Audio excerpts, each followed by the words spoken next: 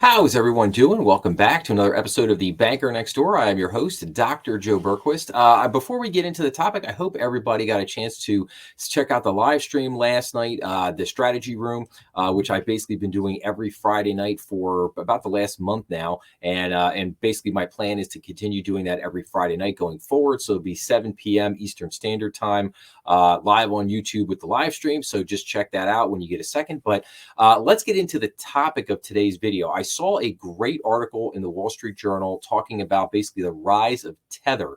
And for anybody who doesn't know, Tether is a stable coin, which is part of kind of the cryptocurrency universe, if you will. And so what I'm going to get into today is I'm going to share basically an article with everybody from the Wall Street Journal, which was basically entitled "The Shadow Dollar That's Fueling the Financial Underworld. Cryptocurrency Tether enables a parallel economy that operates beyond the reach of U.S. law enforcement." So, but before we get into this, I wanted to cover a couple of the basics. I wanted to talk about what Tether is. I wanted to talk about what a stablecoin is, and then I also wanted to talk about the difference between Tether and TerraUSD, which was another stablecoin which failed in 2022 and basically kicked off the crypto collapse throughout the summer and into the fall, which basically culminated with the failure of FTX in the end of October, beginning of November of 2022. And you know, because I think a lot of people who don't really know, a lot of people at least used to a year or two ago used to confuse Terra and Tether all the time because there were T's and very similar names and all that. So okay, so let's take a look at Terra. And again, we're going over to a great website, which I'm a big fan of, investopedia.com, if anybody has never checked it out. But Tether USDT, meaning the uses for Tether crypto. So Tether is an asset-backed cryptocurrency stablecoin pegged to the US dollar. And, what is Tether? So USDT is the symbol for Tether, a cryptocurrency that is pegged to the US dollar. This means USTD is a stablecoin fluctuating in value with the US dollar and backed by Tether's dollar reserves. USDT is issued by Tether, a company owned by iFinex, the Hong Kong registered company that also owns the crypto exchange Bitfinex. As of March of 2024, USDT was the third largest cryptocurrency after Bitcoin and Ethereum, and the largest stablecoin with a market capitalization of nearly $99 billion. In 2023 and early 2024, Tether's USDT accounted for most of the exchanges out of the cryptocurrencies by volume. And some of the key takeaways here: USDT is a stablecoin, a type of cryptocurrency that is pegged to a fiat currency, namely the US dollar. Investors in USDT seek to invest in cryptocurrency while avoiding the extreme volatility of untethered cryptocurrencies. And Tether can be purchased through a crypto exchange or app using Kraken or Coinbase, among other cryptocurrency exchanges. Understanding Tether. So USDT or Tether belongs to a fast-growing type of cryptocurrency called stablecoins, which we'll get into more in a second, which avoid the extreme volatility of untethered cryptocurrencies, most commonly by tying their value to the price of a traditional currency like US dollar. Or we're so told, as we'll see here in a second, TerraUSD supposedly operated in the same fashion. Things didn't go so well for Terra. But anyway, Tether was launched as a real coin in July of 2014 and was rebranded as Tether USDT in November of 2014. Originally based on the Bitcoin blockchain, Tether now supports Bitcoin's Omni and Liquid protocols, as well as the Ethereum Avalanche, Kava, Polka, Tron, EOS, Algorand, and Solana blockchains. Tether also issues tokens pegged to the euro, the offshore Chinese yuan, the Mexican peso, and gold, none with more than a fraction of the market cap of its US-pegged USTD tokens.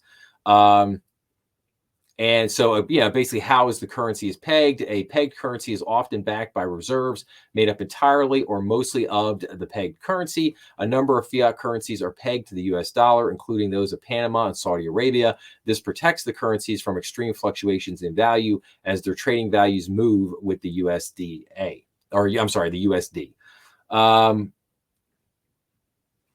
Now, here's a key thing: Tether's transparency. Tether updates a breakdown of its reserves holdings daily on its website. As of March 3rd, 2024, it reported assets of 99.45 billion. The company reported holdings of 84.58% of its reserves in cash, cash equivalents, short-term deposits, and commercial paper. 76% of this was in U.S. Treasury bills. It also held 0.05% of its reserves in corporate bonds, 3.62% in precious metals, 2.91% in Bitcoin, and 4.95% in secured loans to unaffiliated entities, and 3.89% in other investments. So the 4.95% in secured loans to unaffiliated entities, that could probably be what's considered DeFi, decentralized finance. Again, where they're making loans through exchanges, things of that nature. Okay, now let's take a look at stablecoin for a second. So what is stablecoin? This is an article that says, is stablecoin the answer to all cryptocurrency problems? So stablecoins are a newer breed of cryptocurrency gaining popularity for their commitment to minimize price volatility that was limited the use of Bitcoin, BTC, and other digital currencies at a medium of exchange. Since Tether was launched in 2014 as the first stablecoin, the list has grown to include DAI, USD coin, TerraUSD, Digix Gold, Harvin's Namen, Paxos Standard, and Binance USD. Stable coins are cryptocurrencies designed to provide stable value. Stable currencies are more useful as a store of value and medium of exchange. Stable coins minimize typical cryptocurrency volatility by maintaining collateral in the form of reserves, often US dollars, and algorithmic stablecoins aim to provide steady value by adjusting supply based on preset rules.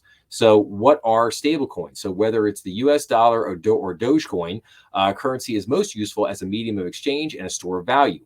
Price stability is crucial to those functions. For that reason, policymakers aim to keep the price of traditional national currencies broadly stable. In Forex trading of fiat currencies, a 2% move in a day is a landslide.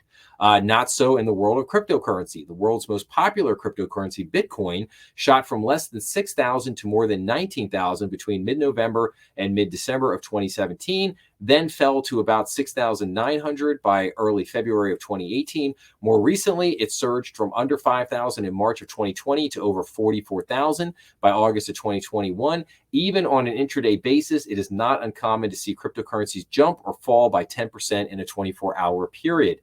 Swings of this magnitude are not characteristics of a stable currency.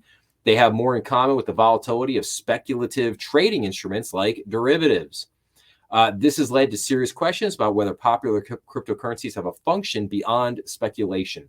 Enter a new class of cryptocurrencies called stablecoins, which aim to provide the price stability required to encourage wider use. Stablecoins promise cryptocurrency adherence, the best of both worlds, stable value without the centralized control attributed to fiat. How stablecoins maintain valuations. Historically, some stablecoins were pegged to gold. None are today. Great Britain went off the gold standard in 1931, and the U.S. followed 2 years later. The modern substitute for the gold standard is the reserve currency role of the U.S. dollar. At least 14 currencies are pegged to the dollar. The nations that issue them rely on the dollar peg to limit currency volatility that might otherwise disrupt their economies. Similarly, some stablecoins seek to tame volatility by pegging their price to the US dollar and by backing the value of their tokens with liquid reserves of collateral. Stablecoins can be divided into three categories based on how they choose to pursue price stability. So you have fiat collateralized stablecoins, crypto collateralized stablecoins, and you have algorithmic stablecoins. Now, we're going to see here in just a second when we talk about TerraUSD and why that failed, that crypto collateralized stablecoins. So crypto collateralized stablecoins are similar to those backed by fiat, except their underlying collateral is another cryptocurrency or basket of cryptocurrencies instead of a fiat currency or a commodity. And we're going to see here with Terra, while Terra did back some of their stablecoin with dollar, one of the big reasons they failed is because the majority of it was backed with another cryptocurrency, a cryptocurrency that they created, which went kaput. Algorithmic stablecoin, whether collateralized or not, algorithmic stablecoins rely on an algorithm or a set of rules to control the supply of tokens, thereby keeping the value stable. And then it kind of gets into like stablecoin bottom line, but let's look at Terra here. Okay, TerraUSD crash shows risk of algorithmic stablecoins. While TerraUSD stablecoin holders planned for their currency holdings always to be worth $1, a recent massive drop in the value of cryptocurrency markets have led to a severe decline in value, touching a low of 30 cents on May 11, 2022. Here's a look at what happened and why the stablecoin was able to drop below its target value, and what investors can learn from the crash of Terra, which Luna. So Luna was Luna was the cryptocurrency that was issued by TerraUSD. So while intended to be worth exactly $1, the TerraUSD stablecoin fell to a low value of 30 cents on May 11, 2022, as an algorithmic stablecoin backed by cryptocurrencies. So you had the double whammy. So it was an algorithmic stablecoin and it was backed by cryptocurrencies. A recent downturn in cryptocurrency prices caused a fall in UST prices. The situation for Terra's Luna, a related currency, became so dire that Terra halted processing new transactions on May 12th in 2022.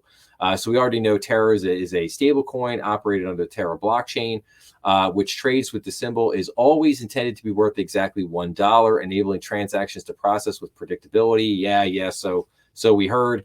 However, sparked by a drop in overall cryptocurrency values, the UST stablecoin plunged in value beginning May 9, 2022. According to CoinGecko, the currency hit a low value of 29 cents on May 11th. This is the opposite of what was supposed to happen.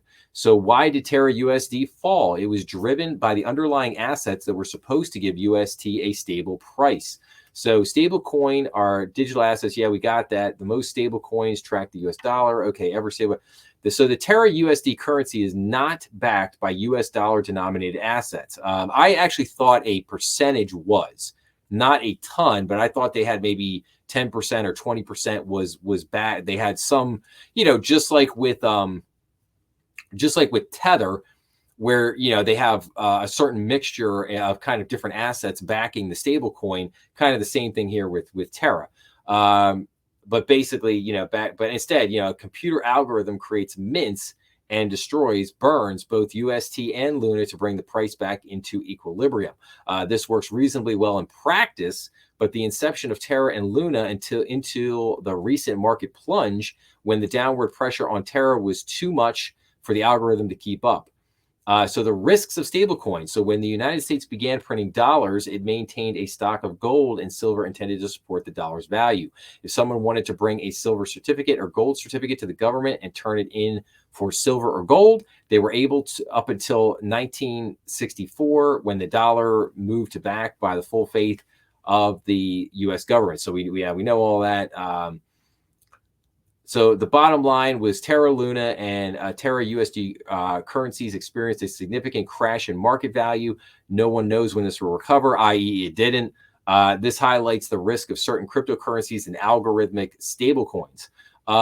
So the reason why I point this out is because this kind of idea that stablecoins are, like I said, the cryptocurrency ecosystem, if you will, marketeers, they like to put this idea out there that, hey, stablecoin is perfectly safe. It's backed by the dollar. It's totally fine. We have all these liquid assets, but you can see that there are different types of stablecoin. And if you do have a stablecoin that's truly backed by the dollar, it might be okay. But you also have these algorithmic stable coins and we also have the cryptocurrency backed stable coins, which are, we basically know by now, because of what happened with Terra, these things can get blown up at any time. They're not safe, and basically they're and I go into this in the rest of the crypto series. If you go back to parts 1, 2, 3, and 4, I basically tell the whole story of crypto, what happened there. I talk about the crypto crash of 2022, how that all unfolded, and it all started here with Terra in May of 22, and then rolled right on through, led to the collapse of about 12 to 17 crypto firms. Gemini, Genesis, Voyager, BlockFi, Celsius. They all bit the dust. And then, like I said, and then it all culminated with the collapse of FTX in late October, early November of 2022. So now we have the background kind of on Tether. Tether started in 2014, biggest stable coin out there. So now, but we also know stablecoin's not exactly totally safe. And now we're going to get into this Wall Street Journal article. So the shadow dollar. So a giant unregulated currency is undermining America's fight against arms dealers, sanctions busters, and scammers. Almost as much money flowed through its network last year as through Visa cards. And it has recently minted more profit than BlackRock with a tiny fraction of the workforce. Its name is Tether. The cryptocurrency has grown into an important cog in the global financial system with as much as 190 billion changing hands daily. In essence, Tether is a digital US dollar, though one primarily controlled in the British Virgin Islands by a secretive crew of owners, with its activities largely hidden from governments. Known as a stablecoin for its one-to-one peg to the dollar, or so we're told, Tether gained early use among crypto aficionados, but it has spread deep into the financial underworld, enabling a parallel economy that operates beyond the reach of U.S. law enforcement. Whenever the U.S. government has restricted access to the dollar financial system, Iran, Venezuela, Russia, Tether thrives as a sort of incognito dollar used to move money across borders. Russian oligarchs and weapons dealers shuttle Tether abroad to buy property and pay suppliers for sanctioned goods. Venezuela sanctions state oil firms take payment in Tether for cargoes. Drug cartels, fraud rings, and terrorist groups such as Hamas use it to launder income. Yet in dysfunctional economies such as Argentina and Turkey, beset by hyperinflation and a shortage of hard currency, Tether is also a lifeline for people who use it for quotidian payments, if I'm saying that right, and as a way to protect their savings. Tether is arguably the first successful real-world product to emerge from the cryptocurrency revolution that began over a decade ago. It has made its owners immensely rich. Tether has 120 billion in assets, mostly risk-free U.S. Treasury bills, along with positions in Bitcoin and gold. Last year, it generated 6.2 billion in profit, out-earning BlackRock, the world's largest asset manager, by 700 million. Here's a photo of Tether's CEO, Paolo Ardonio.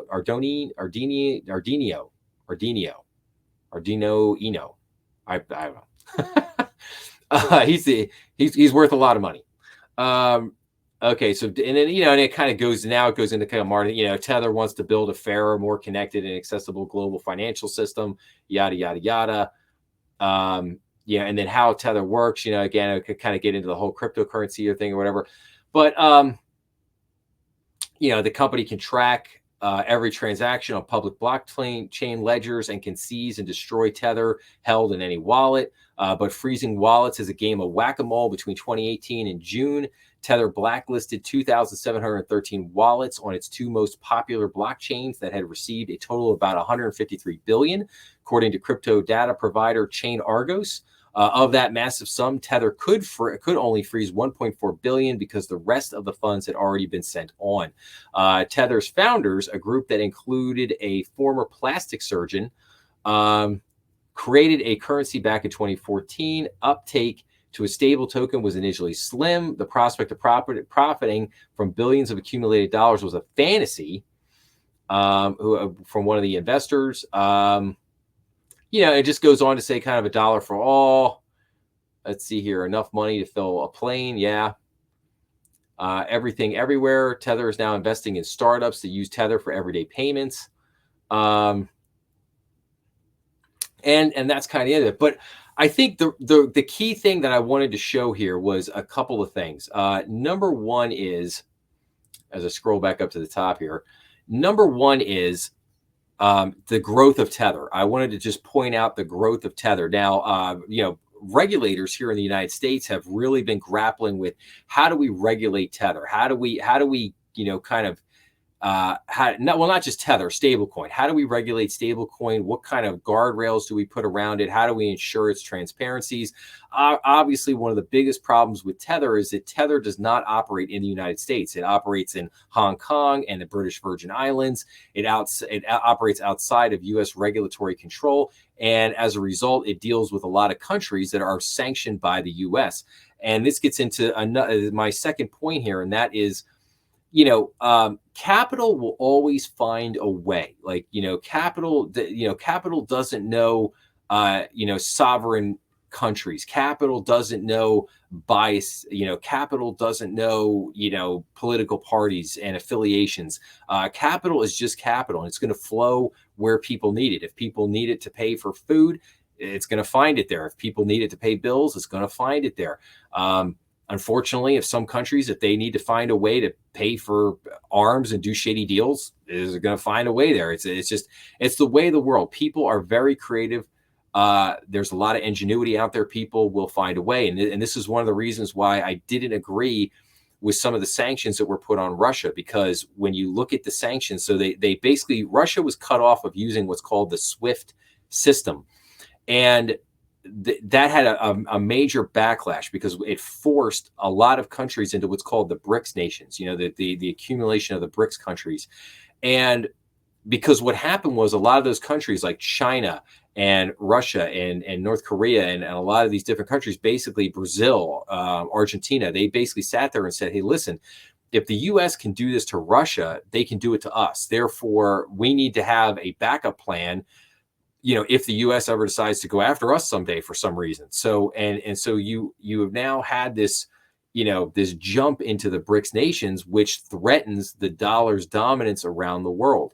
Now, it remains to be seen if the dollar can be replaced, but there's no doubt that the dollar has been weakening, and things like, Terra have been jumping up to take its place, obviously, as we've seen here through a lot of different countries and a lot of things around the world. So, like I said, I just wanted to wrap up. I thought this was a great opportunity just to kind of talk about Tether, talk about Stablecoin, talk about some of the pros and cons to it, why I'm still not, a big advocate or big believer in stablecoin or cryptocurrency, because I think there are still some significant risks with it. And like I said, just to give people kind of an update on what was happening there, what were some of the big happenings there further on in the crypto world. So, okay, I'll wrap up with this. I'll basically say, hey, if you like this episode, please make sure to like, share, and subscribe, as that always helps the channel. Please make sure to leave your comments down below. And remember, we are on YouTube, Rumble, and all major podcast platforms. Please check out some of the other episodes on the channel, and I will be back to see everybody real soon. Thanks a lot.